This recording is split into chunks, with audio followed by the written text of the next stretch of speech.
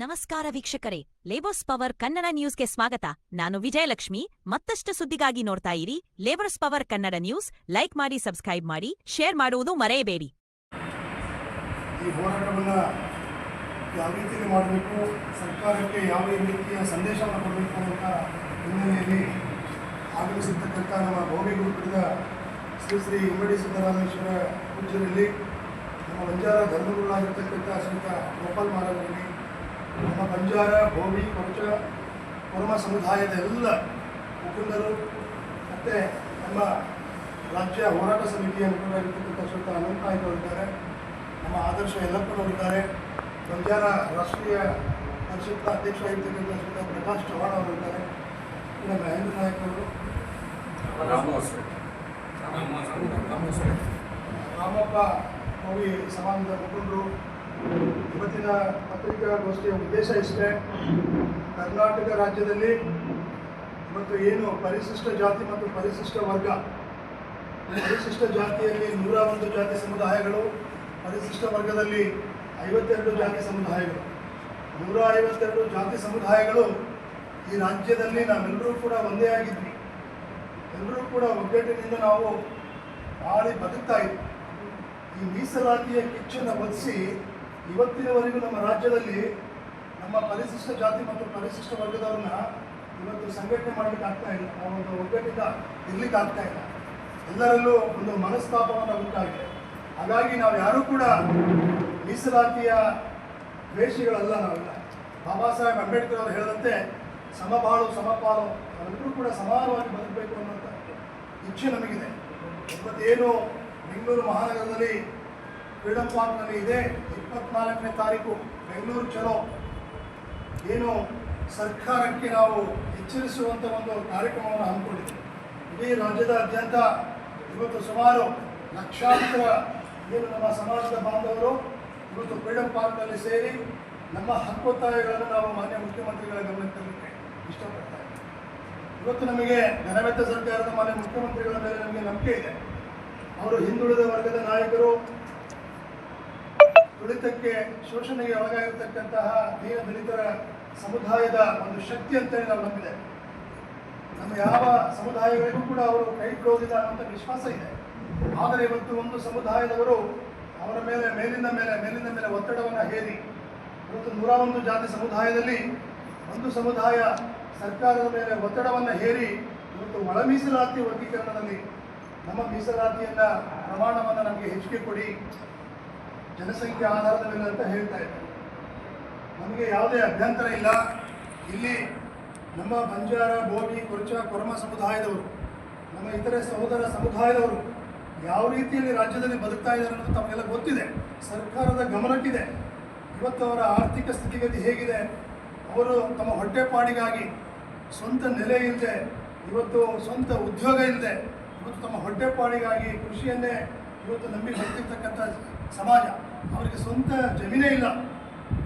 ಎಲ್ಲೋ ಅರಣ್ಯ ಭೂಮಿಗಳನ್ನು ಏನು ತಾತ್ಕಾಲಿಕವಾಗಿ ಆ ಅರಣ್ಯ ಭೂಮಿಯಲ್ಲಿ ಕೃಷಿಯನ್ನು ಬೆಳ್ಕೊಂಡು ಅಲ್ಲಿ ಕೊಡ್ತಕ್ಕಂಥ ಅಧಿಕಾರಿಗಳ ಒಂದು ಕಿರುಕುಳವನ್ನು ಅನುಭವಿಸಿ ಇವತ್ತು ತಮಗೆ ಸ್ವಂತ ನೆಲೆ ಇಲ್ಲದೆ ಇವತ್ತು ಒಂದು ರಾಜ್ಯದಿಂದ ಒಂದು ರಾಜ್ಯಕ್ಕೆ ಹೋಗ್ತಾ ಇದ್ದಾರೆ. ನಮ್ಮ ಬಿಜಾಪುರ ಗೊಂದಲಗಳು ಪ್ರಾರಂಭವಾಗಿ ನಡೆದು ಇಲ್ಲಿವರೆಗೆ ಸರ್ಕಾರದಲ್ಲಿ ಪತ್ರಿಕಾ ಪ್ರಕಟಣೆ ಮಾಡಿದ್ದೀವಿ. ಇದರ ಹಿಂದೆ ನಡೆದಂಥ ಎಲ್ಲ ಹೋರಾಟಗಳು ನಾವು ನಮ್ಮ ಎಲ್ಲ ಹಿರಿಯರ ಹತ್ರ ಒಂದು ಏನು ಖುಷಿ ಆಗ್ತಾ ಇದೆ. ಅಟ್ಲೀಸ್ಟ್ ಕೊನೆ ಪಕ್ಷ ಲಾಸ್ಟಿಗೆ ಗಟ್ಟಿ ಧೈರ್ಯ ಮಾಡಿ ಹೊರಗೆ ಬಂದಿರ್ತೀವಿ. ಇದರಲ್ಲಿ ಏನಾಗಿದೆಪ್ಪ ಅಂದ್ರೆ 2011ರ ಜನಗಣತಿ ನಂತರ ಇಲ್ಲಿವರೆಗೆ ಜನಗಣತಿ ಆಗಿಲ್ಲ. ಅಪ್ಪರ 2011ರಿಂದ ಅಂದರೆ ಈಗ 26 ನಡೀತಾ ಇದೆ. 15 ವರ್ಷಗಳ ಕಾಲ ಜನಗಣತಿ ಬಂದಿಲ್ಲ. ಸೊ ನನ್ನ ಹತ್ರ ಒಂದು ಡಾಟಾ ಇದೆ. ಯಾವ ಡಾಟಪ್ಪ ಅಂದ್ರೆ ನಾಗಮೋಹನ್ ದಾಸ್ ಅವರು ಏನು ವರದಿ ಕೊಟ್ಟಿದ್ದಾರೆ ಸರ್ಕಾರಕ್ಕೆ, ಇದು ಅವೈಜ್ಞಾನಿಕ ವರದಿ ಹೌದು. ಆಮೇಲೆ ಇದು ಒಂದು ಕೆಲವು ವ್ಯಕ್ತಿಗಳ ಏನು ಹಿಡಿತದಲ್ಲಿ ಸಿಕ್ಕಿ ಮಾಡಿದಂಥ ವರದಿ ಅಂತ ನಾನು ಹೇಳಕ್ಕೆ ಬಯಸ್ತೀನಿ. 2011ರ ವರದಿ ಪ್ರಕಾರ ನಮ್ಮ ಏನು ಸಿ ಕಟ್ಟಿ ಅಂತ ಹೇಳ್ತೀವಿ, ಬಂಜಾರ, ಭೋಗಿ, ಕೊರಚ, ಕೊರ್ಮ 27,12,083 ಜನಸಂಖ್ಯೆ ತೋರಿಸ್ತಾರೆ. 2000 ಯಾವಾಗ 11ರಲ್ಲಿ. 2025ರಲ್ಲಿ ಏನು ನಾಗಮೋಹನ್ ದಾಸ್ ಅವರು ವರದಿ ರೆಡಿ ಮಾಡ್ತಾರ, ಆ ವರದಿಯಲ್ಲಿ 29,22,580 ಮಾಡ್ತಾರೆ. ಸೊ ವೇರಿಯೇಷನ್ ಭಾಳ 2 ಲಕ್ಷ 15 ವರ್ಷದಲ್ಲಿ 2 ಲಕ್ಷ ನಮ್ಮನ್ನ ಎಲ್ಲ ಸಮುದಾಯಗಳು ಕೂಡಿ ಹೆಚ್ಚು ಮಾಡ್ತಾರೆ. ಅದೇ ಪ್ರಕಾರ ಎದಲ್ಲಿ ಏನು 2011 ಜನಗಣತಿತ್ತು 10,14,461 ಇತ್ತು. ಈಗ ಏಕಾಏಕಿ 25 ದಿನ ಇವರು ಸರ್ವೆ ಮಾಡಿದರು. ಅದರಲ್ಲಿ 32,84,234 ಅಂತೇಳಿ ಅವರು ತೋರಿಸ್ತಾರೆ ವರದಿಯಲ್ಲಿ. ಅದೇ ಪ್ರಕಾರ ಬಿದಲ್ಲಿ 10,14,829 ಇತ್ತು. ಅದನ್ನು ಅಂದರೆ 11ರಲ್ಲಿ ಇದ್ದಿದ್ದನ್ನು 25ರಲ್ಲಿ ಏನು ಹೇಳ್ತಂದ್ರೆ 32,84,234. ಸೊ ಈ ವರದಿಯ ಒಂದೇ ಒಂದು ಪೇಜ್ನಲ್ಲಿ ಈ ಏನು ನಾಗಮೋಹನ್ ದಾಸರ ವರದಿ ಮಾಡಿದೆ, ಇದು ಸಂಪೂರ್ಣ ಗೊಂದಲ, ಇದು ಸುಳ್ಳು ವರದಿ ಅಂತೇಳಿ ನಾನು ಹೇಳ್ತೀನಿ. ಅದರ ಎರಡನೇ ಭಾಗವಾಗಿ ಇವತ್ತೇನು ಎಲ್ಲರೂ ಲಾಸ್ಟ್ ಪೇಜ್ ಅಂತ ತೋರಿಸ್ತಾ ಇದ್ದಾರೆ. 2025ರಲ್ಲಿ 25 ಮತ್ತು 24ರಲ್ಲಿ ಬಂಜಾರ, ಬೋವಿ, ಕೊರ್ಚ, ಕೊರ್ಮ ಸಮುದಾಯಗಳು ಮೆಡಿಕಲ್ ಕಾಲೇಜಿಗೆ ಭಾಳಷ್ಟು ಜನ ಹೋಗ್ಬಿಟ್ಟಿದ್ದಾರೆ, ಇಂಜಿನಿಯರಿಂಗ್ ಕಾಲೇಜಲ್ಲಿ ಭಾಳಷ್ಟು ಜನ ಹೋಗಿದ್ದಾರೆ ಸ್ವಾಮಿ ಅಂತ ಲಬ್ಬೋ ಅಂತ ಹೊಯ್ಕೋತಾ ಇದ್ದಾರೆ ಕೆಲವರು, ದಾಖಲೆ ಇಲ್ಲದೆ.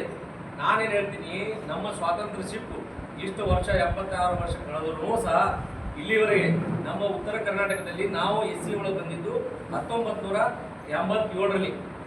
ಸೊ ಅಲ್ಲಿಂದ ಹಿಡಿದು ಇಲ್ಲಿವರೆಗೆ ಉತ್ತರ ಕರ್ನಾಟಕದವರು ಈಗ ಭಾಳ ಮಾಡಿ ಒಂದು 3-4 ವರ್ಷದಲ್ಲಿ ಒಂದು 4 ಜನ ವಿದ್ಯಾಭ್ಯಾಸ ತೊಗೊಂಡಿರ್ಬೋದು. ನಾನು ಇಲ್ಲಂತ ಏನದಕ್ಕೆ ವಾದಿಲ್ಲ, ತೊಗೊಂಡಿರಬಹುದು. ಬಟ್ ನೀವು ಯಾವಾಗ ರಾಜರ ಮಹಾರಾಜರ ಕಾಲದಿಂದ ನೀವು ಆ SCಯಲ್ಲಿ ಇದ್ದೀರಿ, ಆ ಕಡೆ ಏನು ಸೌತದಲ್ಲಿ ನಾವೆಲ್ಲರೂ ಇಲ್ಲಿವರೆಗೆ ಎಲ್ಲ ಒಳ್ಳೆ ಪೋಸ್ಟ್ಗಳು ತೊಗೊಂಡಿದ್ದೀರಿ. ನಮ್ಮ ಭಾಳ ಮಾಡಿ ನಮ್ಮ ಸಮುದಾಯದವರೇನು ಪೊಲೀಸ್ ಆಗಿದ್ದಾರೆ, ಟೀಚರ್ ಆಗಿದ್ದಾರೆ. ಇದನ್ನು ಬಿಟ್ಟು ಭಾಳ IAS IPS ಯಾರೂ ಇಲ್ಲ. ಒಂದು ಇತಿಹಾಸ ನಮ್ಮ ಇಡೀ ನಮ್ಮ ಕರ್ನಾಟಕ ಒಂದು ಡೈರೆಕ್ಟ್ ಕೋರ್ಸ್ ನಮ್ಗೆ IAS IPS ಆದರು. ನಮ್ಮ ಸಮುದಾಯಗಳು ಯಾರು ಇದ್ರೆ ಇಲ್ಲಿ ಸ್ವಾಮಿಗಳು ಹೇಳಿ ನಮ್ಮ ಇಡೋರು ಯಾರೂ ಇಲ್ಲ. ಸುಮ್ಮನೆ ಹೊಟ್ಟಿ ಕಿಚ್ಚಿ ಮಾಡಿದಂಥ ಏನು ಇದು ವರದಿ ಇದೆ, ಇದನ್ನು ಒಂದು ಬೇಸ್ ಇಟ್ಕೊಂಡು ನಮಗೆ ನ್ಯಾಯ ಬೇಕು, ಯಾರಿಗೂ ನ್ಯಾಯ ಬೇಡ ಅಂತ ಹೇಳ್ತಾ ಇಲ್ಲ.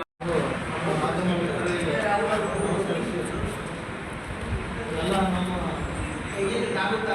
ಗೋವಿ, ಕೊರಮ, ಕೊರಿಚ, ಬಂಜಾರ ಸಮಾಜದ ಎಲ್ಲ ಗಣ್ಯಮಾನ್ಯರಿಗೆ ಎಲ್ಲರಿಗೂ ನಮಸ್ಕರಿಸಿ, ಇವತ್ತು ಆಗಿರೋದು ನಮ್ಮ ಬಂಜಾರ ಸಮಾಜ ಅಷ್ಟೇ ಅಲ್ಲ, ಏನು ನಮ್ಮ ಸಣ್ಣ ಸಮಾಜ ಬಂಜಾರ, ಗೋವಿ, ಕೊರಮ, ಕೊರಿಚ, ಅಲೆಮಾರಿ ಸಮಾಜ ಇವೆಲ್ಲ ಸಮಾಜಕ್ಕೆ ಅನ್ಯಾಯ ಆಗಿದೆ. ಅದು ದೊಡ್ಡ ಅನ್ಯಾಯ ಆಗಿದೆ. ಇದಕ್ಕೆ ನಮ್ಮ ಸಂಪೂರ್ಣ ವಿರೋಧ ಇದೆ. ಅದಕ್ಕೆ ಇವತ್ತು ನಮ್ಮ ಪೂಜ್ಯರು ಎಲ್ಲ ನಮ್ಮ ಪೂಜ್ಯರು ಕೂಡಿ ಇದನ್ನು ಈ ಥರ ಹೋರಾಟ ಮಾಡಿದರೆ ನಮ್ಮ ಸಮಾಜಕ್ಕೆ ಏನೋ ಒಂದು ನ್ಯಾಯ ಸಿಗ್ತದೆ ಅಂತೇಳಿ ಏನು ನಮಗೆಲ್ಲ ಕರೆ ಕೊಟ್ಟಿದ್ದಾರೆ. ಈ ಹೋರಾಟಕ್ಕೆ ನಮ್ಮ ಸಂಪೂರ್ಣ ಬೆಂಬಲ ಇದೆ.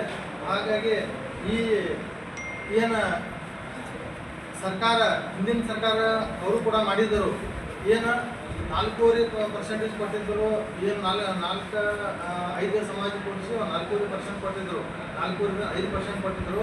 ಆ 5% ಕೊಟ್ಟಿದ್ದಕ್ಕೆ ಅವ್ರಿಗೆ ನಾವು ಪಾಠ ಕಲಿಸಿದ್ದೇವೆ ಈಗಾಗಲೇ. ಯಾರಿಗೆ? BJP ಅವರಿಗೆ. ಆದರೂ 4% ಅವ್ರು ಕೊಟ್ಟಿದ್ದಕ್ಕೆ ಅವ್ರಿಗೆ ಪಾಠ ಕಲಿಸಿದ್ದೀವಿ. ಅದನ್ನು ನೋಡಿಕೊಂಡು ಮತ್ತು ಅವರು ಕಾಂಗ್ರೆಸ್ ಅವರು ಈ ಕುರ್ಚಿ ಮೇಲೆ ಕೂಡಬೇಕಂದ್ರೆ ಈ ನಮ್ಮ ಬಂಜಾರ, ಗೋವಿ, ಕೊರಮ, ಕೊರ್ಚರ್ ಸಮಾಜವರು ಮತವನ್ನು ತಗೊಂಡು ಈ ಕುರ್ಚಿ ಮೇಲೆ ಕೂತು ಈ ನಮ್ಮ ತಮಾಷೆ ನೋಡ್ತಾ ಇದ್ದಾರೆ. ಹಾಗಾಗಿ ಇವ್ರಿಗೆ ತಮಾಷೆ ನಮ್ಮ ಪಾಠ ಕಲಿಸೋದು ಭಾಳತಿಲ್ಲ. ಇನ್ನೂ ಒಂದು 2 ವರ್ಷ ಇದೆ, 2 ವರ್ಷ ಕಾಲಾವಕಾಶ ಇದೆ. ಹಾಗೂ ನಿಮಗೆ ಯಾವ ಥರ ನಾವು ಪಾಠ ಕಲಿಸಬೇಕು ಅದು ನಮಗೂ ಕೂಡ ಗೊತ್ತಿದೆ. ಈ ಏನು ಒಳ ಮೀಸಲಾತಿ, ಹಿಂದಿನ ಒಳ ಮೀಸಲಾತಿ 17%ಅಲ್ಲಿ ನಾವು 108 ಜಾತಿಯನ್ನು ಒಂದೇ ಅಂತಮರು ಒಕ್ಕಟ್ಟಾಗಿ ನಾವು ಇದ್ದಿದ್ದೀವಿ.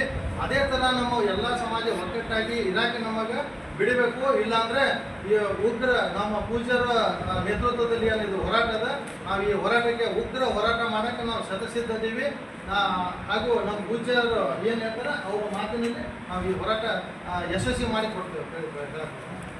ಪ್ರಕಾಶ್ ಬಾಳು ಚವ್ಹಾಣ, ರಾಷ್ಟ್ರೀಯ ಬಂಜಾರ ಪರಿಷತ್ ರಾಜ್ಯಾಧ್ಯಕ್ಷ, ವಿಜಯ. ಪರಿಶಿಷ್ಟ ಜಾತಿಯ ಬೋವಿ, ಬಂಜಾರ, ಕೊರಚ ಹಾಗೂ ಸೂಕ್ಷ್ಮಾತಿ ಸೂಕ್ಷ್ಮ ಪರಿಶಿಷ್ಟ ಜಾತಿಗಳು ಹಾಗೂ ಅಲೆಮಾರಿನ ಸಂಬಂಧವಾಗಿ ಸರ್ಕಾರ ಏನು ಕ್ರಮ ಕೈಗೊಂಡಿದೆ ಒಳ ಮೀಸಲಾತಿ ಮಾಡಬೇಕೆನ್ನುವ ಹಿನ್ನೆಲೆಯಲ್ಲಿ ಪೋಸ್ಟರನ್ನೇ ಇನ್ನು ಅಳವಡಿಸಿದೆ. ಇದು ಅವೈಜ್ಞಾನಿಕವಾಗಿರುವಂತಹ, ಮೊದಲು ಯಾವುದೇ ಸರ್ಕಾರಿ ನೌಕರರು ಅಥವಾ ಸರ್ಕಾರದ ಅನುದಾನಗಳು ಹಂಚುವಾಗ ಪರಿಶಿಷ್ಟ ಜಾತಿಗೆ ಮೇಲ್ಪಂಕ್ತಿನ ಹಾಕಿ ನೀಡ್ತಾ ಇತ್ತು.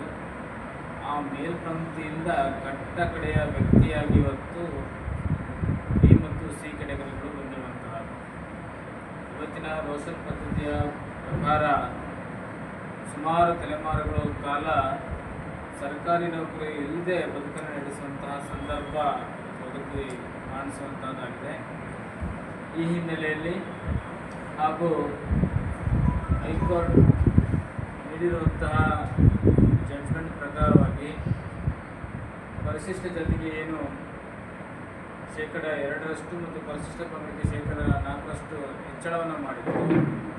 ಅದನ್ನು ಶೆಡ್ಯೂಲ್ ಲೈನ್ಗೆ ಹಾಕೋದ್ರ ಮೂಲಕವಾಗಿ ಈ ಸಮುದಾಯಗಳ ಪರವಾಗಿ ಸರ್ಕಾರ ಗಟ್ಟಿಯಾಗಿ ನಿಲ್ಲಬೇಕು, ದೃಢವಾಗಿ ನಿಲ್ಲಬೇಕು ಅನ್ನೋದನ್ನು ಒತ್ತಾಯಿಸ್ತಾ, ಹಾಗೆ SCP-DSP ಯೋಜನೆಗಳನ್ನು ಬೇರೆ ಯಾವುದೇ ಯೋಜನೆಗಳಿಗೆ ತಿರುವುಗೊಳಿಸದೆ ನೇರವಾಗಿ ಸಮುದಾಯಗಳಿಗೆ ಅಭಿವೃದ್ಧಿಗೋಸ್ಕರ ಬಳಸುವಂತಹ ಒತ್ತಾಯವನ್ನು ಮಾಡುವ ಹಿನ್ನೆಲೆಯಲ್ಲಿ ಹಾಗೂ ಬಹಳ ಮುಖ್ಯವಾಗಿ ಮೀಸಲಾತಿಯ ಇವತ್ತಿನ ಪದ್ಧತಿ ಬಹಳ ಅನುಕೂಲವಾಗಿರುವಂತಹ ಶಾಸನ ಆಗುತ್ತೆ ಈ ಸಮುದಾಯಗಳಿಗೆ.